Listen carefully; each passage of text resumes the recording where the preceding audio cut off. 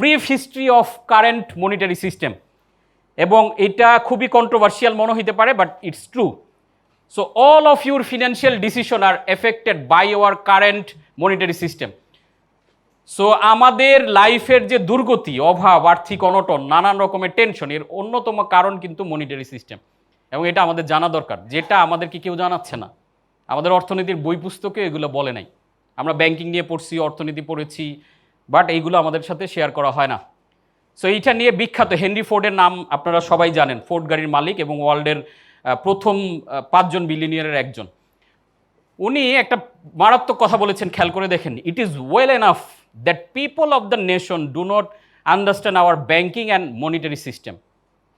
তারপর বলেছে, for if they did I believe there would be revolution before tomorrow morning. আপনি চিন্তা করে দেখেন কি পাওয়ারফুল কথা বলছে, যে মানুষ ব্যাংকিং কিভাবে কাজ করে, মনিটারি সিস্টেম কিভাবে কাজ করে এটা সম্বন্ধে জানে না। যদি জানতো তাহলে আগামীকাল সকাল হওয়ার আগে গণবিপ্লব শুরু হয়ে যেত পৃথিবীতে, এবং আজকে আমরা সেই জিনিসটা জানবো। সো আমরা গণবিপ্লবে জানবো না, আমরা যাব না জেনে, আমরা জাস্ট আমাদের লাইফে কাজে লাগাবো। রেডি সবাই? It's a tremendous journey. এখন আমরা যে টপিকটায় ঢুকবো খুব মনোযোগ দিয়ে, এটা হলো ফাউন্ডেশন আপনার এটার। সো আমরা একটু বুকিশ কথাবার্তা, what is money, medium of exchange, measure of value, money নিয়ে কথা। ওর যদি একটু জিনিসটা না জানি, মানি জিনিসটা কিভাবে কাজ করে, when there is exchange between money and আইটেমে, অর্থাৎ আপনি টাকা দিয়ে একটা ল্যাপটপ কিনতেছেন, ওইখানে মানিটা কি হিসেবে কাজ করতেছে, মিডিয়াম অফ এক্সচেঞ্জ। আর যখন দুইটা জিনিস, যে ঠিক আছে আমার ল্যাপটপের বিনিময়ে আপনার মোবাইলটা আপনি আমাকে দিচ্ছেন, ওইখানে মেজার অফ ভ্যালু হিসেবে কাজ করে, যে আমার ল্যাপটপের ভ্যালুটা কত, আপনার মোবাইলের ভ্যালু কত, দুইটার ভ্যালু যদি ঠিকঠাক হয় আমরা হয়তো এক্সচেঞ্জ করি।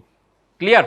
সিম্পল, এটাই হচ্ছে মানি। আর ভিতরে যাওয়া দরকার। অবজেক্টিভ, মানি কেন দরকার? Two facilitate of goods and services, money is life blood and power.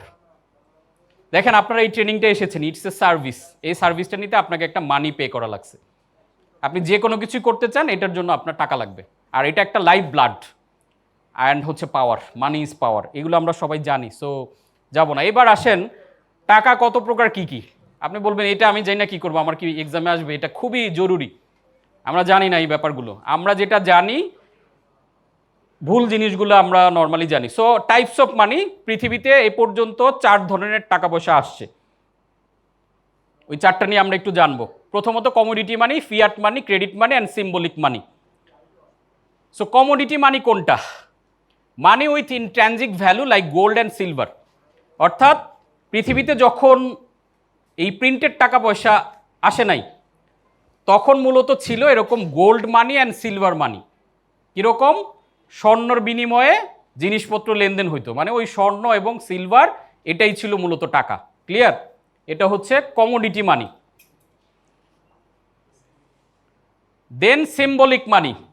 Commodity মানির পরে যেটা প্রবলেম দেখা দিল ওই মানিতে, যে স্বর্ণ ক্যারি করতে গিয়ে ঝামেলা হয়, এগুলো চুরিদারি হওয়ার সম্ভাবনা থাকে। আর যখন অনেক বড় কিছু কিনতে যাচ্ছেন, অনেক পরিমাণে স্বর্ণ ক্যারি করা ঝামেলা। এই ঝামেলা সলভ করার জন্য চিন্তা করলো যে না, আমরা স্বর্ণ ক্যারি করব না, স্বর্ণ ব্যাকএন্ডে থাকবে, জমা থাকবে। স্বর্ণকারের কাছে জমা থাকবে, সে আমাদেরকে একটা রিসিট দিবে, রিসিট, যে এত পরিমাণে 500টি স্বর্ণ মুদ্রা লেখা থাকবে রিসিটে। ওই রিসিট দিয়ে 500 স্বর্ণ মুদ্রা দিয়ে আমি যা যা করতে পারতাম তা করতে পারবো। এটা হচ্ছে সিম্বলিক মানি। ক্লিয়ার সবাই? কেউ এই কনসেপ্টগুলো খুবই ক্লিয়ার, ক্রিস্টাল ক্লিয়ার আমাদেরকে বুঝতে হবে। দেন আমরা না হলে পরের স্লাইডগুলো বা পরে আলোচনাগুলো বুঝতে ঝামেলা হবে। Paper note backed by gold, এবং আমরা এই পর্যন্তই জানি সবাই, বই পুস্তকে আমাদের ইন্টারমিডিয়েটে আমাদের ব্যাংকিং ছিল, ওইখানে আমরা এটা পড়ে আসছি, এবং এখন পর্যন্ত আমরা সবাই তো এটাই জানি নাকি, যে স্বর্ণ, এই যে টাকা ছাপানো হচ্ছে, এটা কিভাবে ছাপানো হচ্ছে? গভর্নমেন্ট টাকা ছাপাইতেছে, এটার বিপরীতে স্বর্ণ রিজার্ভ করা হইতেছে, রাইট? এটাই না কনসেপ্ট? এইটাকে বলা হচ্ছে, এই কনসেপ্টটাকে সিম্বলিক মানি। মজার ব্যাপার হচ্ছে আমরা এখনো পর্যন্ত এই কনসেপ্টে পড়ে আছি, বাট এই কনসেপ্ট আজ থেকে প্রায় 100 বছর আগে নাই হয়ে গেছে। ওইটুকার আমরা জানি না। আমরা জানি যে সমস্ত টাকার বিপরীতে একটা স্বর্ণর মজুদ আছে, আসলে এটা নাই। কিভাবে নাই এটা আমরা দেখি। পরের মানি যেটা, এটাকে বলা হয় fiat money. Money that has no intrinsic value can be created out of thin air, out of nothing, people used by the force due to legal tender law. আমরা এখন যেই টাকা ব্যবহার করি, এই টাকা এটার বিপরীতে কোনো স্বর্ণের রিজার্ভ নাই। এখন আপনি একটা মোবাইল কিনতে গেলেন, আপনি কিছু ক্যাশ টাকা দিলেন, সে আপনাকে মোবাইলটা দিয়ে দিল। এখন প্রশ্ন হচ্ছে, টাকা কি একটা কাগজ না? কাগজের কোনো ভ্যালু আছে? এটা কোনো কাজে লাগানো যাবে? এটা খাওয়া যাবে বা গলিয়ে কোনো অর্নামেন্টস বানানো, কোনো কিছুই তো করা যাবে না। তাহলে এই যে একটা টাকা, এর বিনিময়ে একজন একটা মোবাইল আমাকে দিয়ে দিল, কেন বলেন তো একটু? মানে সিম্পল একটা কাগজের বিনিময়ে যার কাছ থেকে আপনি যা কিছু চান সবাই আমাকে তা দিয়ে দেয়, কেন? একটা ল এনফোর্স করছে যে এই কাগজ দিয়ে সব কিছু লেনদেন করা যাবে। এই কাগজটার ভ্যালু 1000, এটার ভ্যালু 500, এটার ভ্যালু 200। এটা কে করে দিছে? গভর্নমেন্ট করে দিছে। কালকে এরকম হয় না অনেক সময়, ইন্ডিয়াতেও মনে হয় কোন একটা টাকা গভর্নমেন্ট ঘোষণা করে দিয়েছিল যেটা কালকে থেকে ইলিগেল। আজকে রাতের বেলা যদি গভর্নমেন্ট ঘোষণা দেয় যে যার যার কাছে 1000 টাকা আর 500 টাকার নোট আছে সব ইলিগেল, কালকে আপনি ওই 1000 টাকার বান্ডিল নিয়ে আপনি যদি 1 কেজি সবজি কিনতে যান, সবজিওয়ালা আপনাকে সবজি দিবে? ইটস ওয়ান ডিসিশন হ্যাভে আপনাকে যদি এটা বলে দেয় কালকে থেকে আপনার এই টাকার কোনো ভ্যালু নেই। তার মানে জিনিসটা কি দাঁড়াইতেছে? ফোর্স করা হইতেছে, আমাদের একটা সিস্টেম ডেভেলপ করা হয়েছে, ওই সিস্টেমের কারণে সবাই এটাকে একটা ভ্যালু দিচ্ছে। ইটস সেলফ এটার কোনো ভ্যালু নাই, এটার কোনো ইন্ট্রানজিক ভ্যালু নাই যে টাকা দিয়ে আমার ক্ষুধা লাগছে আমি টাকা গোলায় খেয়ে ফেললাম, সম্ভব? কোনো কাজে লাগতেছে না, বাট এই টাকা পুরো পৃথিবীকে নিয়ন্ত্রণ করতেছে। কি একটা মজার ব্যাপার। সো এইটাকে বলা হয় ফিয়াট মানি, যেই টাকা মন চাইলেই ছাপানো যায়, এটার পেছনে কোনো রিজার্ভ করা লাগে না, স্বর্ণ রিজার্ভ করা লাগে না। দেন নতুন যেটা চলে আসছে সেটা হলো credit money. Credit money refers to A form of money that is not physically tangible. অর্থাৎ আপনি একটা ক্রেডিট কার্ড নিলেন, কি দিল? একটা কার্ড দিল। এই কার্ড দিয়ে কি কেনাকাটা করা যায়? যায়। আপনি ক্রেডিট কার্ডের নাম্বার দিয়ে বা যে কোনো জায়গায় কার্ডটা দিলে একটা ঘষা দিচ্ছে আপনার কাছে, কি পাওয়ার সেই ঘষার সাথে সাথে আপনার যে কোনো প্রোডাক্ট আপনি কিনতে পারতেছেন। That is call credit money. আমরা 4টা ক্লিয়ার টাকার ব্যাপারে, দেন আমরা একটু আগাই এটা ক্লিয়ার হলে। What is bank? ব্যাংক জিনিসটা কি এটাও জানতে হবে আমাদের। It is a financial intermediary that lends the deposited money and charge interest on it. They share interest with the depositor. The spread between the two interest rate is the profit. How many of you satisfied or agreed with that definition? আপনারা কে কে agri করেন এই ডেফিনেশনের সাথে? Confuse হওয়ার দরকার নেই, আপনার মাথায় যেটা আছে যে ব্যাংক মানি হলো আমরা ব্যাংকে গিয়ে এক গ্রুপ টাকা জমা রাখে ডিপোজিটর, আরেক গ্রুপ ব্যাংক থেকে লোন নেয়, ঠিক আছে? এইবার লোন যারা নেয় তাদের থেকে 100 টাকায় ব্যাংক চার্জ করে ধরেন 10 টাকা, ওই 10 টাকা থেকে 5 টাকা আবার যে ডিপোজিট রাখে তাকে দিয়ে দেয়। এটাই তো ব্যাংক নাকি? এটার সাথে কে কে এগ্রি বলেন? এগ্রি যারা না তারা কেন এগ্রি না? বাট এই ডেফিনেশন এটা কভার করে তো যে ডিপোজিটর ডিপোজিট দিচ্ছে আরেকজনকে লোন দিচ্ছে, এই যে দুইজনের যে টাকার ডিফারেন্স এটা হচ্ছে ব্যাংকের আর্নিং। এইটুক জানি না আমরা সবাই, এবং এটা বাংলাদেশের ব্যাংকিংয়ের বই পুস্তক সব জায়গায় এটা আছে না? বাট মজার ব্যাপার হচ্ছে আজকে আমরা বলছি আমরা একটা ওয়াওয়ের দুনিয়ায় আজকে আপনারা চলে আসবেন এই পুরো ট্রেনিং করার পরে। এই পুরো জিনিসটা হচ্ছে একটা মিথ এবং এটা মিথ্যা। এখন আসেন কেন? বাট প্রিভিয়াস যে আমি বলছি the previous definition is the biggest myth. যে জিনিসটা আমাদের জানানো হয় না, এই কথাটাই হেনরি ফোর্ড বলে গেছে। আমরা এইটুকু জানি, এর ভেতরের যে আসল অংশটুকু এটা আমরা জানি না। এবার আসেন আরেকটা প্রশ্ন আপনাদের কাছে। এখন হয়তো অনেকে হাত তুলতেই ভয় পাবেন যে আরে একটা তুলি আরেক কথা চলে আসে। কোনো সমস্যা নেই, আপনার মাথায় এখন যেটা আছে ওইটা অনুযায়ী আপনি হাত তুলবেন, পরে আমরা যেটা অ্যাকচুয়ালি ওইটা জানবো। Who issues the money, government or BB মানে বাংলাদেশ ব্যাংক? এটার সাথে কে কে একমত? মানে দুইটাই, অর মানি তো দুইটার একটাই, মানে এটার সাথে এগ্রি তো সবাই? কে কে এগ্রি একটু হাত দেখি সবাই। এটা সবাই এগ্রি করার কথা। টাকা কে ছাপায়, বাংলাদেশ ব্যাংক অথবা government? That one another big myth, যেটা আমরা জানি না। এবার আসেন একদম খুব কান সোজা করেন, এটা যাতে কেউ মিস না করে যায়। The ultimate truth, contrary to popular belief, almost 90% of the money that we use are created by commercial bank. একটু নড়ে চড়ে বসতেছেন সবাই, বোঝা যাচ্ছে। They do not lend the money of depositors, rather they create the money and then lend it. Every time we sign for a loan, commercial bank create money against that loan. তার মানে মানি create করে কারা আসলে? শুনতে হয়তো ইয়া লাগতেছে, আমি কিছু সোর্স দিয়ে দিছি, আপনারা এগুলো ভিডিওগুলো লিঙ্কে ঢুকে অনেক কিছু পড়তে পারবেন। ব্যাংক অফ ইংল্যান্ডের এর উপর একটা হিউজ রিসার্চ আছে, এই লিঙ্কে গেলে আপনারা পাবেন। ইকোনমিক্স, দ্যাট ইজ, উনি কি বলছেন, the process by which bank create money is so simple and that mind is repelled. তারপর উনি বলছেন economics that is taught at university is not the real economics, it is a whole second economics of how things really work. আমাদেরকে যে economics শেখানো হয় এটা কোনো ইকোনমিক্সই না, আমাদের এই পুরো সিলেবাসই চেঞ্জ করা উচিত বোঝার জন্য। তাহলে মনিটারি সিস্টেমের সবচেয়ে ডেঞ্জার জোন যেটা, আমরা এটা জানলাম। তার মানে মানি কে ক্রিয়েট করতেছে এখন ক্লিয়ার সবাই? কে ক্রিয়েট করে বলেন তো? না, এটার পেছনে আরেকজন আছে, কে এসে? You, loan taker, you are the creator of money. তার মানে ক্রিয়েট হচ্ছে কিভাবে? আপনি যখন ব্যাংক থেকে একটা ক্রেডিট কার্ড নিচ্ছেন, আপনি মানি ক্রিয়েট করছেন। ক্লিয়ার? তার মানে you are the creator of money, we are the creator of money, no bank, no government, no Bangladesh bank. আপনি যখন ক্রেডিট কার্ড নিচ্ছেন, আপনি যখন লোন নিচ্ছেন, মানি তখন ক্রিয়েট হইতেছে। বুঝছে? সবাই খুব চিন্তায় পড়ে গেছেন যে এত কাল ভরে কি পড়ে আসলাম, কি জেনে আসলাম, আজকে তো আমরা একদম একদম স্বচ্ছ হয়ে যাবো। এই রুম থেকে যাওয়ার আগে আপনি পানির মতো স্বচ্ছ হয়ে যাবে পুরো পৃথিবীর মনিটারি সিস্টেম কি চলতেছে, আমি আপনার হাতে সব তুলে দিব। এরপর ইটস আপ টু ইউ, এটাকে আপনি কতটুকু কাজে লাগাবেন, এবং কাজে লাগাইতে পারলে ইটস আলাদিনের আশ্চর্য প্রদীপের মতো। আপনি লাইফে যা করতে চান তাই করতে পারবেন, কারণ আপনি you are the very few people, আপনি অনেক মানুষের মধ্যে অল্প কয়েকজন যারা এই লেসনটা জানতেছে। সো আমরা আসি, আমরা হিস্ট্রিতে যাই, তাহলে আমরা একদম ক্লিয়ার হয়ে যাব। সো বর্তমানে কারেন্ট মনিটারি সিস্টেমে তিনটা feature, fiat money, fractional reserve banking and interest, এই তিনটা বেসিকের উপরে মূলত ব্যাংকিং সিস্টেম চলছে। এবার আসেন journey of money, goldsmith to commercial bank, gold receive to credit money. এই যে এইখানে আসল ঘটনা। টাকা পয়সার ব্যবস্থা আসতে গেলে আমরা যদি একদম পেছনে চলে যাই, তাহলে প্রথম শুরুটা হয়েছে স্বর্ণকারদের কাছ থেকে, গোল্ড স্মিথ। রোমান টাইমে মানুষজন স্বর্ণ রাখতো গোল্ড স্মিথদের কাছ থেকে। আমরা ওই যে একটু আগে বলছিলাম না যে সিম্বলিক মানি, যে স্বর্ণ ক্যারি করা তো ঝামেলা, ওজন বেশি, তাই না? তো এর পরিবারে একটা কাগজ মানি ব্যাগের মধ্যে রাখা যায়, স্বর্ণ তো বস্তায় করে বা সিলভার বস্তায় করে নিতে হবে।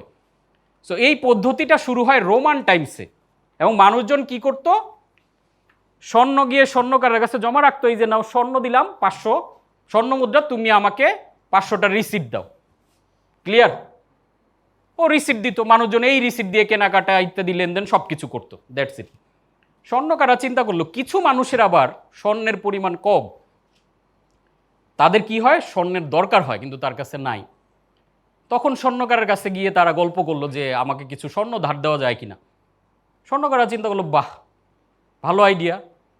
অন্য মানুষ কি করতেছে, এই গ্রুপে এসে আমার কাছে, আমি হলো স্বর্ণকার ধরেন, সবাই এখানে এসে তাদের স্বর্ণ আছে আমার কাছে জমা রাখছেন, বিনিময়ে আপনারা কি নিয়েছেন, এবং আমি অথরিটি, আমি সিল সাপোর্ট দিয়ে দিছি, এই রিসিট আপনি বাজারে ইউজ করতে পারতেছেন।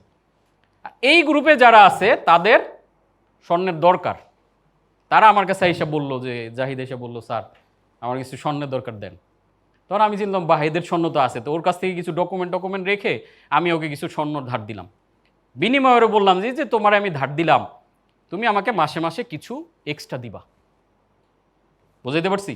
তুমি 500টা স্বর্ণের মুদ্রা নিলা, তুমি দেওয়ার সময় আমারে 510টা দিবা। এই হচ্ছে শুরু, সেই কিন্তু 5000 বছর আগের থেকে এই স্টাইলে আমরা আজকের জায়গায় আসছি। তো আমি কেন ব্যাকএন্ডে যাচ্ছি, ইতিহাসটা বুঝে গেলে আমাদের আজকের ঘটনাটা একদম ক্লিয়ার হয়ে যাবে। এটা চলতেছে ভালো। এখন আমি এই গ্রুপের থেকে নিয়ে মোটামুটি দিতে দিতে এই গ্রুপের সবারই মোটামুটি, ওর থেকে আবার সে শুনছে বাহ স্বর্ণ ধার পাওয়া যায়, তাহলে তো ভালো, এই শুনছে, এইভাবে সবাই আমার কাছ থেকে নিছে। বাই দ্য মিন টাইম, এই যে সবার সাথে সবার একটা কমিউনিকেশন আছে না, এই গ্রুপের লোকের সাথে এই গ্রুপে দেখা হচ্ছে না, এমন তো না যে দুই গ্রুপ দুই রাষ্ট্রে বা ডিভাইডেড করা। দেখা হইতে গিয়ে গল্পে গল্পে জাহিদ এসা পলাশ বেড়ে বলছে যে এই অবস্থা, আমি তো স্বর্ণ ধার নিয়ে এই জিনিসটা কিনে ফেলছি। বলেন কি, কই পাইলেন, ওইখানে ধার দেয়। এইভাবে কানাঘুষো হতে হতে এই গ্রুপের লোকজন জেনে গেল যে কিরে, আমরা স্বর্ণ রাখতেছি আর আমাদের স্বর্ণ দিয়ে সে ব্যবসা করতেছে, এটা তো চলতে দেওয়া যায় না। এই গ্রুপের সবাই একসাথে আসলো কি, আমার স্বর্ণ আমারে ফেরত দাও। এই নাও তোমার রিসিট, আমার স্বর্ণ ফেরত দাও। এখন স্বর্ণকারের কাছে কি স্বর্ণ আছে? ফেরত দিবে কোত্থেকে? শুরু হইলো ঝামেলা, কেওয়াজ, এই সিস্টেম কলাপস। এই সিস্টেম দরকার নাই, আমরা আগে যে স্বর্ণগিরি করতাম ওইটাই ভালো। পৃথিবীর সব কিছুই কিন্তু এই যে সিস্টেম লস হয়েছে, আবার সিস্টেমটা ওইভাবে চলে আসছে। কিন্তু রিসিট ইউজের ব্যাপারটা জনগণের ভালো লাগছিল, বুঝছেন? তো তখন তারা একটা আলোচনায় বসলো যে আসলে এই সিস্টেমটাকে কিভাবে আসলে ইউজেবল করা যায়। তো দুই গ্রুপ আলোচনায় বসে একটা ডিসিশন নিল যে এক কাজ করো, স্বর্ণকাররা মূলত ইনিশিয়েট করলো এই জিনিসটা, যে আপনারা তো স্বর্ণ শুধু শুধু পড়ে থাকে বা ইউজ করেন, আপনারা রিসিট আমাদের কাছ থেকে নেন। ধরেন আপনি 500 স্বর্ণ মুদ্রা আমার কাছে জমা রাখবেন, এর মধ্যে আমি 400 লোন দিব অন্য মানুষকে, বাকি 100 আপনার জন্য স্ট্যান্ড বাই থাকবে, আপনার যখন দরকার এই 100 আপনি ফ্রিকোয়েন্টলি উঠাইতে নামাইতে পারবেন, কিন্তু বাকি 400 আমার কাছে 1 বছরের জন্য থাকবে। এই 400 আমি অন্যজনকে লোন দিয়ে যেই প্রফিট পাবো, 400 লোন দিয়ে আমি 8টা স্বর্ণ মুদ্রা এক্সট্রা পাবো, এর মধ্যে 3টা আপনার বা 4টা আপনার 4টা আমার। That is call financial intermediary. দুই পক্ষ বুঝলো, বাহ, আমার কাছে স্বর্ণ আছে, আমি ওর কাছে দিলে কিছু প্রফিট পেলে মন্দ কি? রাজি হওয়ার কথা, সবাই রাজি হইল, সিস্টেম আবার রানিং। এখন এই সিস্টেমে প্রবলেম কোনটা? স্বর্ণকারের প্রফিট কমে গেল। সে দেখলো কিরে, আগে 500 স্বর্ণ মুদ্রা পুরোটাই দিতে পারতাম, পুরাটা দিলে আমি 10টা স্বর্ণ মুদ্রা একাই পাইতাম, এখন দিতে পারি কত?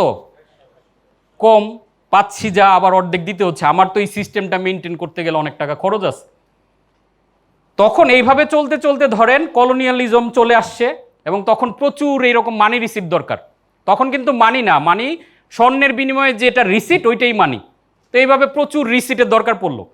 তখন গোল্ড স্মিথ যারা স্বর্ণকার, তাদের মাথায় একটা বুদ্ধি আসলো যে আরে আমি যেহেতু স্বর্ণ মানুষকে লোন দেই, এক কাজ করলে কেমন হয়, দুষ্ট বুদ্ধি যেটা, ওই যে নিজেদের প্রফিটের জন্য। যেহেতু এই কলোনিয়ালিজমের টাইমটাতে প্রচুর পরিমাণে রিসিট দরকার মানুষের, সবাই খালি আসতেছে, ভাই স্বর্ণ দেন, ধার দেন। এত স্বর্ণ ওর কাছে নাই, যা ছিল ধার দিয়ে রিজার্ভ যেটুকু রাখার এইটুকু রাখছে, বাকিটা ধার দিচ্ছে। এখন আরো লোক আসতেছে, আরে রমরমা ব্যবসা। তখনও যে বুদ্ধিটা করলো, এক কাজ করি, স্বর্ণ টন্য দরকার না, আমি ডিরেক্ট রিসিটি লোন দিয়ে দিই, তাহলে আর কোনো প্রফিট মফিটের কাহিনী নাই, স্বর্ণ টন্নর কাহিনী নাই, কেউ জানবেন। এটা কে জানবে? শুধু আমি জানবো যে ইয়েস, আমি ফ্রি রিসিট বানাইতেছি যেটার পেছনে কোনো স্বর্ণ নাই। বুঝতে পারছি? তখন চিন্তা করলাম, বাহ, মজার ব্যাপার, আমি রিসিট লোন দেওয়া শুরু হইলো, এবং এই রিসিট এত আকারে দেওয়া শুরু হইলো, একদম শিল্প বিপ্লব ঘটে গেল এটার কারণে। তখনও পর্যন্ত মানুষ কি জানে যে তারা আমরা স্বর্ণ রাখি, ওই বিপরীতে তারা লোন দেয়। এই যে যখন স্বর্ণকার বা আমি রিসিট দেওয়া শুরু করলাম, দ্যাট ইজ কল ফিয়াট মানি।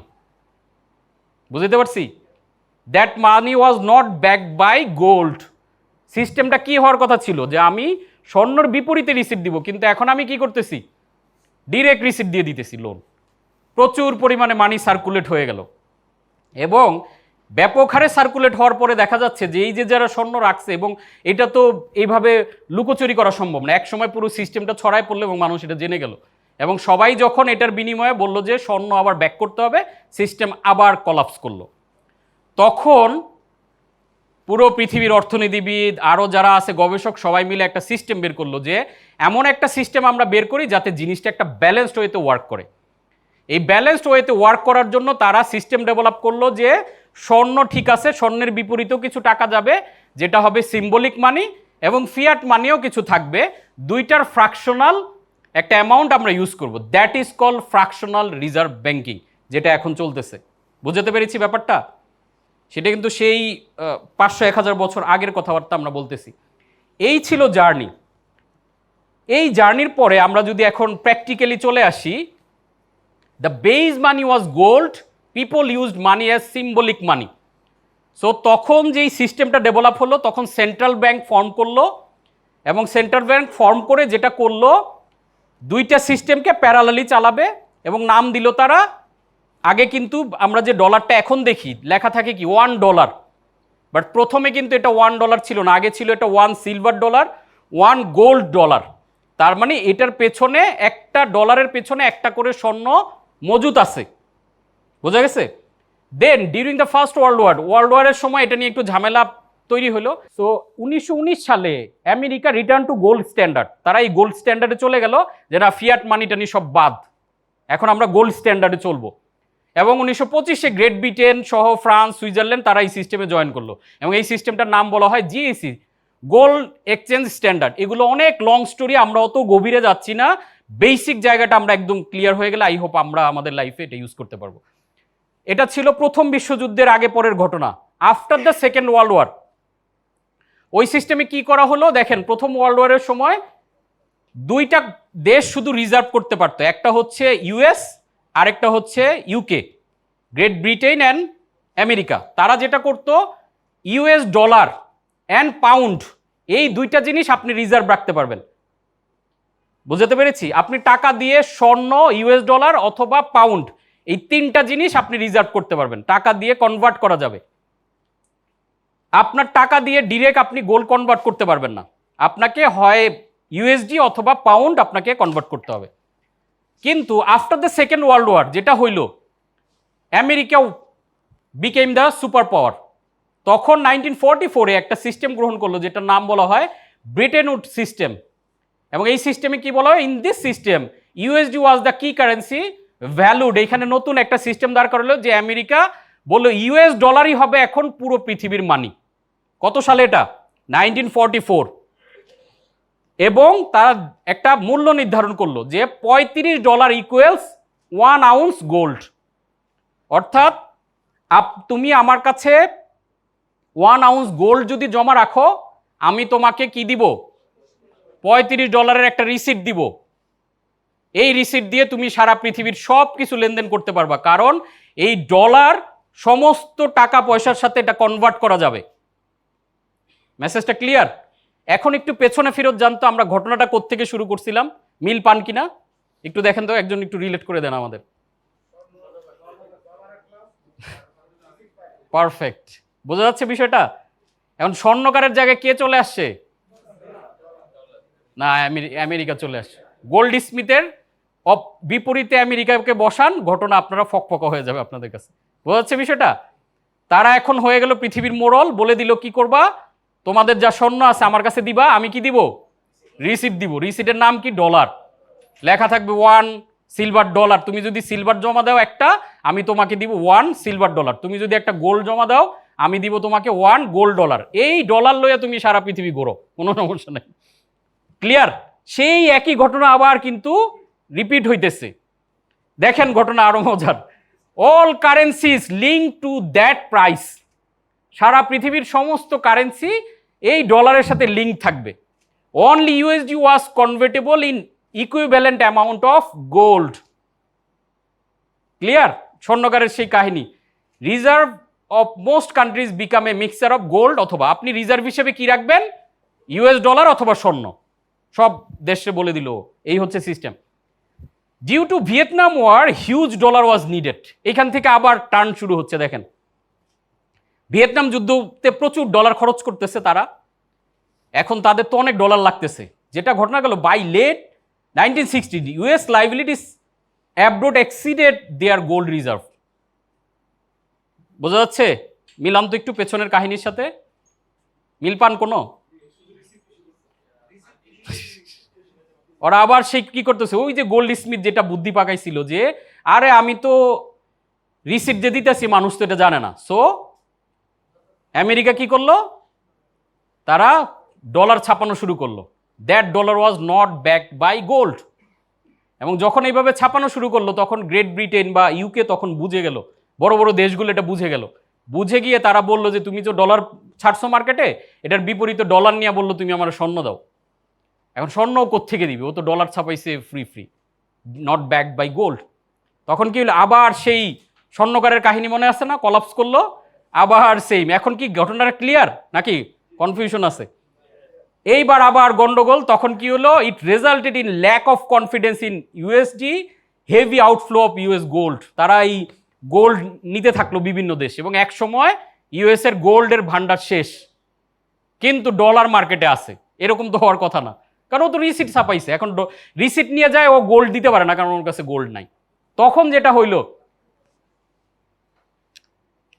ওরা এটা জানতো যেটা তখন যেই ঘটনাটা ঘটলো পৃথিবীতে, এটাই হচ্ছে আসল ঘটনা, যেটা আমরা কেউ জানি না, বা আমরা এটা নিয়ে এত ডিপ ডাউন করে মানে কখনো লার্ন করা মনে করি না দরকার। অন August 15, 15ই আগস্ট আমাদের যেমন শোক দিবস, পৃথিবীর মনিটারি সিস্টেমের একটা শোক দিবস এটা। Nixon officially took the US off the gold standard. This is called Nixon shock. মানে কি, এখন থেকে পৃথিবীতে $1 বিকাম $1। বুঝতে পারছেন ব্যাপারটা কি ঘটলো? তারা ঘোষণা দিল যে এখন থেকে পৃথিবীতে ডলার ছাপানোর জন্য আমাদের আর কোনো গোল্ড রিজার্ভ রাখতে হবে না, এখন থেকে ডিরেক্ট $1 লিখে দিব, এটাই তোমরা এটা নিয়ে চলবা। তার মানে কি direct receipt, that is called fiat money. Now money is not backed by any commodity like gold or silver. You need law to enforces people take this useless thing as payment of your real good or services. হ্যাঁ, এই system চলতেছে কত বছর ধরে এবার হিসাব করেন, 52 years. বলেন এবার কারো কোনো কনফিউশন? এইটুকু আমাদের বুঝতে হবে, দেন হচ্ছে আমরা আগাবো।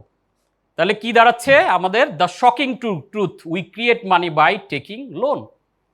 তার মানে মানি ক্রিয়েশনটা হইতেছে কি, আমরা যখন ব্যাংকে যাই, এবার আপনারা প্র্যাকটিক্যালি জিনিসগুলো সিনারিওগুলো একটু চিন্তা করেন। আপনি যখন ব্যাংকে যাচ্ছেন, ধরেন একটা ব্যাংক লোন নেবেন, ফর্ম টর্ম ফিল আপ করলেন, যেই ব্যাংক থেকে লোন নেবেন আপনাকে একটা অ্যাকাউন্ট ওপেন করা লাগে না? অ্যাকাউন্ট ওপেন করার পর আপনার ডিজিটগুলো আপনার অ্যাকাউন্টে দিয়ে দেওয়া হয়, দ্যাটস ইট। এজন্যই আপনি যখন ব্যাংকে দেখেন, যদি এমনই হইতো যে ডিপোজিটরদের মানি আমি রাখি, ধরেন আমার কাছে এই গ্রুপে সবাই মিলে 1 কোটি টাকা রাখছে, আমি ব্যাংক, আর এই গ্রুপের কাছে আমি লোন দিচ্ছি, তাহলে আমার লোন দেওয়ার পারমিশন কত পার্সেন্ট? 80% থাকলে আমি লোন দিতে পারবো 80 লাখ টাকা, আর তারা তুলতে পারবে কত টাকা? 20 লাখ টাকা। কিন্তু ডিপোজিটাররা চাইলে তার সমস্ত টাকা তুলে নিতে পারে না। কিভাবে পারে? কারণ আমি তাদের টাকা লোন দিতে হয় না, আমি লোন দিই কি, যারা আমার কাছ থেকে লোন নিতে আসে, ওই যে রিসিট, সিম্পলি আমি কি করি, একটা ডিজিট আপনার অ্যাকাউন্টে দিয়ে দিচ্ছি। জাস্ট বিকজ অফ দ্যাট, আপনি যখনই ব্যাংকে বড় অঙ্কের কোনো লেনদেন করতে যান, ক্যাশ উঠাইতে যান, কি করা লাগে বলেন? কেন? কারণ ওর কাছে ক্যাশ টাকা নাই তো। ওই যে ডলার যেমন নাই ইউএস এর কাছে, সেম অ্যাজ বিধে আপনাকে দিতে হয়, অন্য কেউ জমা করলে ওগুলো মিলিয়ে ঝিলে আপনাকে আপনার টাকা ফেরত দিবে। আপনি বলেন সমস্ত লোক যদি একসাথে টাকা উঠাইতে যাও, দিতে পারবে? কারণ ফিয়াট মানি অ্যান্ড এই গোল্ড মানি দুইটা বা সিম্বলিক মানির কম্বিনেশনে এখন পুরো সিস্টেমটা চলতেছে। এটাই হচ্ছে শকিং ট্রুথ, যে আমরা এতদিন জানতাম কারা বাংলাদেশ ব্যাংক টাকা ছাপায়, আজকে জানলাম যে আমরাই টাকা ছাপাই। We create money by taking loan. যত এবার আসেন, এবার খালি আরো আরো মজাগুলো আমরা এখন টের পাবো। এই পুরো সিস্টেমটা আমরা একটু কি ক্লিয়ার? সবাই একটু হাত তুলিত যে যারা যারা একদম ক্লিয়ার। ওকে ফাইন, সবার জন্য একটা চমৎকার করতালি। মানে এত জটিল একটা বিষয়, এবং আমার জন্য অবশ্যই। কেন? কারণ আমি এত শর্ট টাইম, কারণ এই ট্রেনিংটা আলাদা 3 ঘন্টা। So interesting fallacy, the bank giving credit money as loan just as a gold Smith used to issue receipt. Clear? Gold Smith যা করতো এখন ব্যাংকিং তাই করতেছে। এবার আসেন, লস কারা পড়বে? এক কথা উত্তর, যারা জানে না এগুলা, যারা এই জিনিসগুলো সম্বন্ধে সচেতন না, তাদের সব দিকে লস হইতে থাকবে। আর যারা সচেতন তারা বেঁচে যাবে। আপনি বুঝতেছেন এটা সমস্যা, এবং আমরা ঢুকবো আমাদের ব্যক্তিগত লাইফে, ঢুকবো এরপরে যে এইগুলোর সাথে আমাদের কোথায় কোথায় relation. So current form of money, now a day we are using a combination of fiat money and credit money. আমরা এখন বেশিরভাগ ইউজ করতেছি কি? Fiat money and credit money. Fiat money is the hard currency that we are using, it is printed by the government. ওই যে printed যে মানি, ওইটা fiat মানি, ওইটা বাংলাদেশ ব্যাংক প্রিন্ট করে, এটা ট্রু, বাট ক্রিয়েটটা করি আমরা, money creation. Credit money is the money created by the bank, just a digital number, it's backed by debt, মানে ডেট দিয়ে এটাকে ব্যাক করা হয়, লোন দিলেই আপনার ক্রেডিট ক্রিয়েট হয়। In our present monetary system, credit money is the dominant subset of fiat money. Bank asking for, এই যে দেখেন একটা মজার ইনফরমেশন দিয়েছি, ঈদের আগে যারা ব্যাংকে যাদের কেরিয়ার আছে তারা এটা খুব ভালোভাবে জানেন। কল মানি বলতে একটা টার্ম আছে না? মানে কি, ব্যাংক কি করে অনেক হাই ইন্টারেস্টে অন্যান্যদের কাছ থেকে টাকা নেয়, পাবলিককে যাতে তার টাকা ফেরত দিতে পারে। বুঝতে পারছি বিষয়টা? ক্যাশ মানি তাদের জন্য প্রবলেম। ব্যাংক এর জন্য চায় না আপনি ক্যাশ টাকা উঠান। ব্যাংক চায় অনলাইনে লেনদেন করেন, সার্কুলেট করেন। তাহলে আর ক্যাশ প্রিন্টেড মানিটা লাগতেছে না। কারণ printed money is limited, digital money unlimited. এজন্য আপনি দেখেন, কখনো চিন্তা করছেন যে এটিএম কার্ডে কেন লিমিট? আমার অ্যাকাউন্টে টাকা আছে, আমি যতক্ষণ ইচ্ছে উঠাইতে পারার কথা না? পারবেন না। কারণ ক্যাশ মানি তো পরিমাণে কম আছে, ডিজিটাল মানি তো পরিমাণে বেশি আছে। সো আমরা আরেকটু ভিতরে যাই এবার।